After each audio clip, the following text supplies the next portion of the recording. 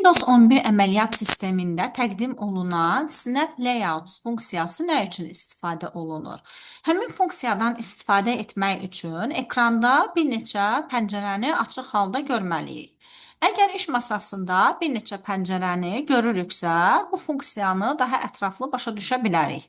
Bu funksiyada nə üçün istifadə olunur? Pəncərəni ekranın müxtəlif yerlərində yerləşdirə bilirəm. Bunun üçün pəncərəni idarə etmə düymələrindən istifadə edirəm və burada bizə göstərilən formalardan, məsəl üçün bunu seçsəm, eyni anda ekranda 4 pəncərə görəcəm və hal-hazırda aktiv olan pəncərənin ekranın hansı mövqedə olmasını da özüm təyin edə bilirəm ki, məsəl üçün sol aşağı tərəfdə olsun. Yəni, Snap Layout funksiyasına görə biz pəncərələri ekranın müxtəlif hissələrində yerləşdirə bilirik.